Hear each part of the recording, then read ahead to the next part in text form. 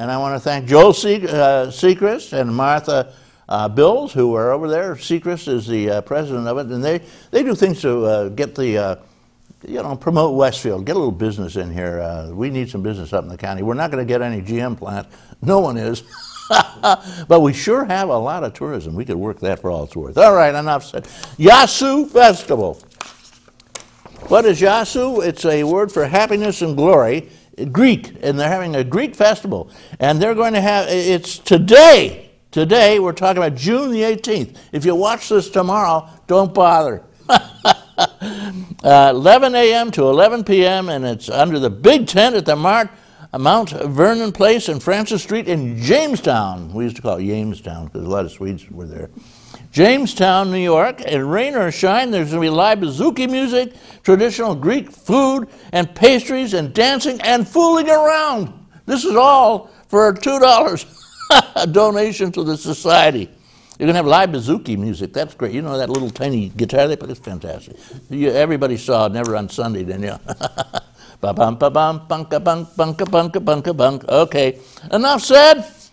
We're going to take a break. I have a public service announcement for you, and then we'll have our local Pollyanna, Doc, who will be on. You're on. Today is Saturday. Today is Saturday. Yeah. Salad on Saturday, fruit on Friday, bubble ball Thursday, water Wednesday, touch your toes Tuesday. Let's move Monday, sparkles next Sunday. All the healthy children eat well and move a lot, and move a lot, and move a lot.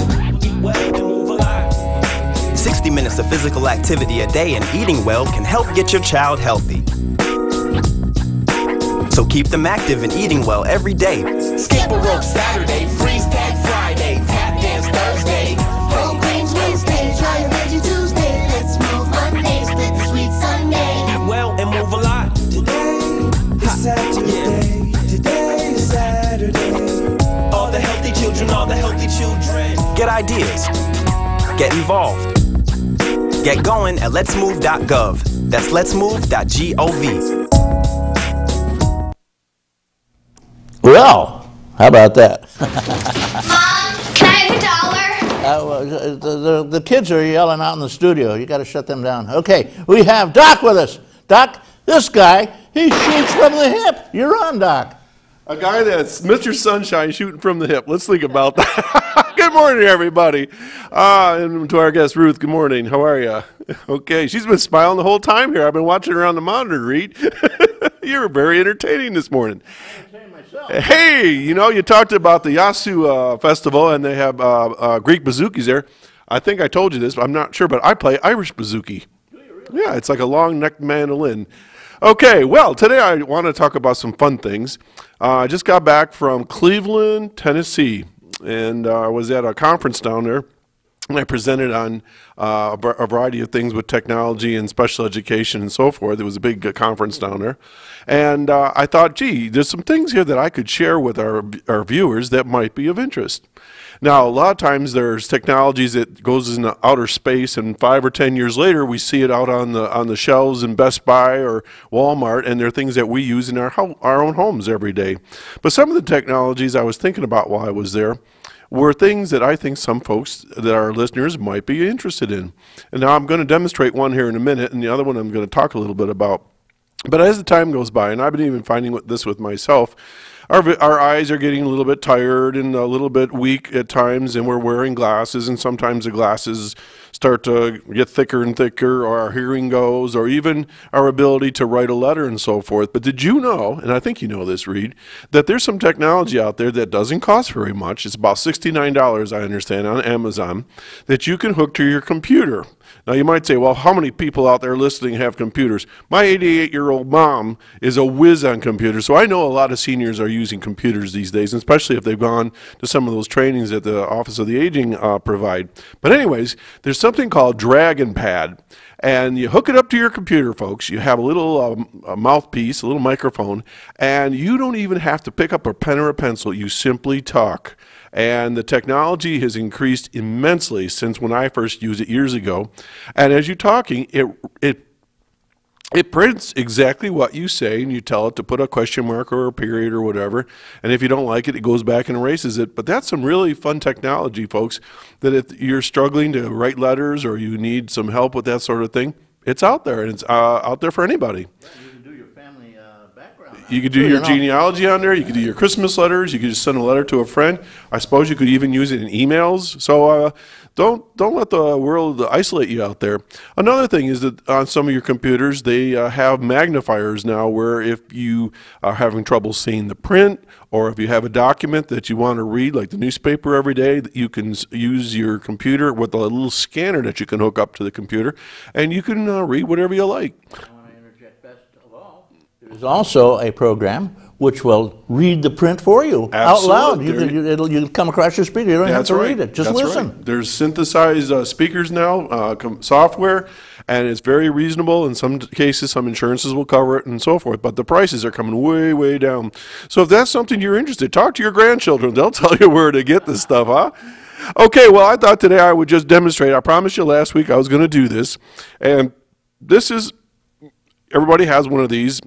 A cell phone these days, but with the technology that's changing, most of us with the next couple of years are going to have an iPhone type, okay? It's these skinnier type phones. It's not the little flip out types. And these cell phones are just like little computers nowadays. And I happened to come across some technology that you can get on your phone for free. Now, this is limited as far as what you can use it for, what I'm going to show you. But if you know someone that has trouble seeing money, as far as what is this bill I have in front of me, or a child for that matter, this software I'm going to demonstrate here in a second will actually take a quick snap, a scan of the dollar, and it'll tell you what it is. Now, you think about coins, they have ridges, and you can feel the shapes of the coins and so forth. But dollar bills, currencies, is it a 5, is it a 20, is it a 10, and so forth. So I'm going to take my phone right now, and I have this application that I put on my phone. It's called an app nowadays. That's the buzzword. And I'm going to take a snapshot of a bill here, and I'm not going to tell Reed what it is. So I'm just going to move over here, and if the camera wants to follow me. You know, most countries, they make the bills a different color. That's true. You don't have so much trouble deciding whether it's a 1 or a 5. Go to Canada. All right, so what I do is I go to something called iNote. It's like EYENOTE. It's an app, and you can get it free for your phone. And it tells you to snap a little scan.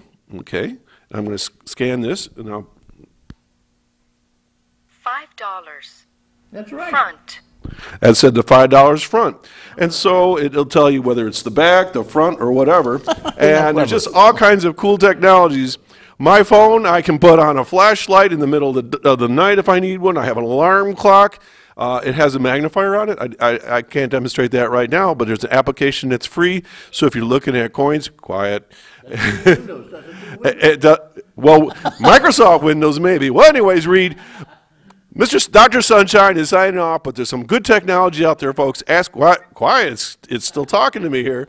Anyways, have a great day, and I'm sure I can't wait to hear what Ruth has to say about the Audubon. Hugh Wood's still out there, at Harvey, all those guys, they still associated? They both retired. They retired from retirement. Yes. Okay. All right, back to you, Reed. Yeah, John, your phone kept saying your time is up. Get off the air. That's what it was saying. It's pretty smart, that little smartphone. Okay, well, he is quite correct. We have a wonderful guest with us here, President of the Audubon Society of Jamestown, or the whole world, or what? Jamestown, okay. And she's a bird watcher. She's very knowledgeable about birds. And of course, we have that lovely sanctuary down there, the Torrey, what is it? Well, yeah, there's the Roger Torrey Peterson Institute, and that's near JCC. Yeah. And then we're down on Riverside Road, 1600 Riverside. So, where'd you come from? Are you a natural born county resident up here, or what? No, actually, I was born and raised outside of Chicago. Okay. And I came here in 1999 to become the president of the Jamestown Audubon Society. So you have been there over a decade, huh? Yes. Must be fun. Mm-hmm. It is. It's a lot of fun, and we really enjoy it. And you have a family here? And I have. Well, I came here and married a Jamestown native, Paul Hedberg. So this is my home, and I love it. And do you have any kids scattered around? Well, I have my husband Paul has 2 daughters, and so we have 3 grandchildren, and it's a lot of fun to explore nature with them. I have 3 too, and they could care less about nature. They do television and computers. Well, you know, that's the trouble with today's kids. They're locked into those computers and try to get them free.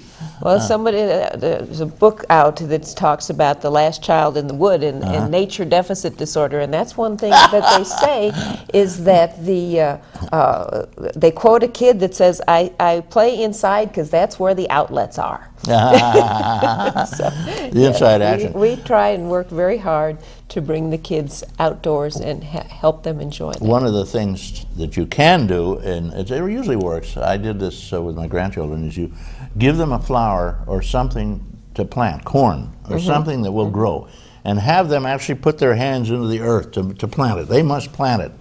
And I taught them the way to plant things. My old grandfather was a doctor, was raised in Panama on a farm, and he had a lot of secrets, and which had to do with the outdoors. One of the things is, he said, "Reedy, when you plant something, the plant has 2 big needs immediately: water and food. So what you do is you dig a hole, you take some manure and put it in the hole, and then you fill the hole with water. Because now the water's where they want it, the root hairs, which die off immediately if you don't take care of them. Take your plant, tuck it in, tamp it down good and firm so that the roots are in contact with the water you just put in there, and then give it some water on top. Well, the water on top doesn't help them the way immediately the water in the bottom. So remember, before you plant, fill your hole, you put a handful of a little scoop of manure in it, and fill the hole with water, and then put your plant in and tamp it down. And you will never have transplant shock, you know, where plants go limp and they're all limp and sad looking. Okay, this has a lot to do with birds, but we're talking about things in general in nature and getting kids out there. Bird watching is a great way, but if you get those kids to put their, you know, when you put your hands in the soil, you're in connection, you're in contact, and you're connected to the universe. That's right. Something and wonderful. A lot of kids today don't realize how important that, how that feels, and it is exciting. And one of our newest things at the Audubon is a kitchen garden. Okay. So we'll be planting things that then the kids can come eat. Yeah, well, with the fact that they aren't raising salaries and there's rampant inflation on, you're going to need food yourself. Right. And tomatoes, I saw tomatoes over $2 a pound. Right. I just can't believe it. We used to throw them at each other, you know. There was so many tomatoes around. But I used to feed them to the horses. Right. But let me say this. The old-fashioned, back in the 40s when people were really strapped for dough, they set up, everybody put a little garden in their backyard, and they called it a victory garden. And they raised their own tomatoes. Some things you love is the tomatoes and forget corn. It's just a little bit of corn will give you very little action for all the space it takes. But you know, there are beans, which come up easily. Right. You've squash got squash, right? Cucumbers, zucchini. They never die. You know, they tell you don't leave your car in the summer unlocked, because when you get back, you'll find it full of zucchini or cucumbers or kittens. There you go. Well, okay. Ruth Lundin is pretty well knowledgeable about birds. Now, Ruth. We already have a phone call, I might add. You want to take a phone call? Sure. Okay, we'll take the call. Good morning, caller. Thank you for waiting. Good morning, Reed. How are you? Fine. What's up? I was wondering if she could explain the Art in the Woods photo competition or contest or whatever down at the Audubon. Okay. Yes, we have, as a part of our Art in the Woods Festival, which is this July 16th and 17th, we have a competition for photographers, and it's actually open for photographers from all over the world. We've gotten distant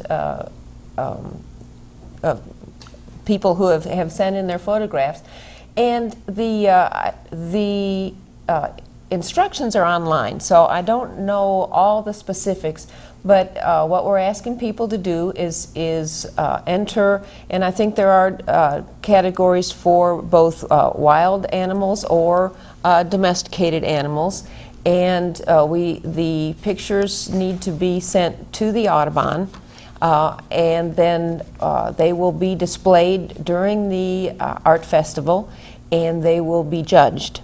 And so it's a wonderful extension of our Art in the Woods that we can see pictures, and there's a professional category and an amateur category and a youth and adult